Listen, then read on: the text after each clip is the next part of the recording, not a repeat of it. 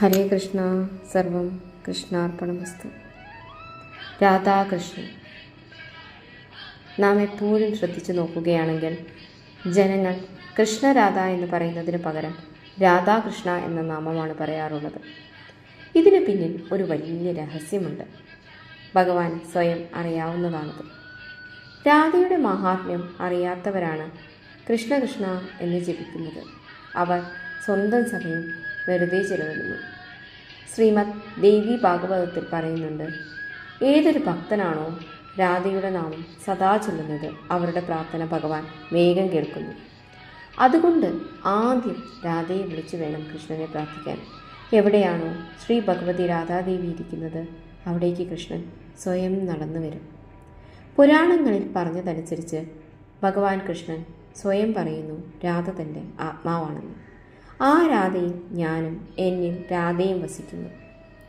കൃഷ്ണനിഷ്ടം ജനങ്ങൾ രാധയെ എന്ന് ജപിക്കുന്നതാണ്. ഈ നാമം കേട്ട് ഭഗവാൻ അതിപ്രസന്നനാകുന്നു. ഇതിൻ്റെ മാഹാത്മ്യം കൃഷ്ണൻ നാരദ മഹർഷിക്ക് പറഞ്ഞു കൊടുത്തിട്ടുണ്ട്. വ്യാസമുനിയുടെ പുത്രനായ ശ്രീശുകൻ രാധയുടെ കൊട്ടാരത്തിൽ ഒരു തത്തയായി താമസിച്ചിരുന്നു. ശുകദേവൻ എപ്പോഴും രാധയെ രാധയെ എന്ന് ജപിച്ചുകൊണ്ടിരിക്കും. ഒരു ദിവസം രാധ ശുകനോട് പറഞ്ഞു, ഇനി മുതൽ നീ എപ്പോഴും കൃഷ്ണ കൃഷ്ണ എന്ന് ജപിക്കണം. ശുകദേവൻ അതനുസരിച്ച് കൃഷ്ണ കൃഷ്ണ എന്ന് ഉരുവിടാൻ തുടങ്ങി. ഇത് കേട്ട് മറ്റു തത്തകളും കൃഷ്ണ കൃഷ്ണ എന്ന് ജപിക്കാൻ തുടങ്ങി. രാധയുടെ സഖികളും കൃഷ്ണനാമം ഉരുവിട്ട് തുടങ്ങി. ആ നഗരം മുഴുവൻ കൃഷ്ണമയമായി. ആരും രാധയുടെ നാമം ചൊല്ലിയതേയില്ല. ഒരു ദിവസം ഭഗവാൻ കൃഷ്ണൻ രാധയുടെ സമീപത്തേക്ക് വന്നു. വരുന്ന വഴി നാരദ മഹർഷിയെ കണ്ടു. ഭഗവാന്റെ മ്ലാനമായ മുഖം കണ്ട് അദ്ദേഹം ചോദിച്ചു, പ്രഭു, അങ്ങ് എന്തുകൊണ്ടാണ് ഉദാസീനനായിരിക്കുന്നത്? കൃഷ്ണൻ പറഞ്ഞു, രാധ എല്ലാവരെയും കൃഷ്ണനാമം പഠിപ്പിച്ചിട്ടുണ്ട്. ആരും രാധ എന്ന് ചൊല്ലുന്നില്ല.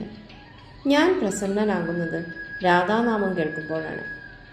ഇത് കേട്ട രാധാദേവി കരഞ്ഞുപോയി. ശിവനോട് വീണ്ടും രാധയെ രാധ എന്ന് ജപിക്കുവാൻ പറഞ്ഞു. അതിനുശേഷമാണ് രാധാനാമം ആദ്യവും പിന്നെ കൃഷ്ണനാമവും ചേർത്ത് രാധാകൃഷ്ണനാമം എല്ലാവരും ചൊല്ലാൻ ആരംഭിച്ചത്. കാരണം ആത്മതത്വത്തോടാണ് ഭഗവാൻ ചേർന്നിരിക്കുന്നത്.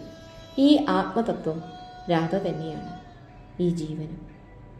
ഇതറിയുമ്പോഴാണ് ഭഗവാൻ പ്രസന്നനാകുന്നത്. സർവം കൃഷ്ണാർപ്പണമസ്തു.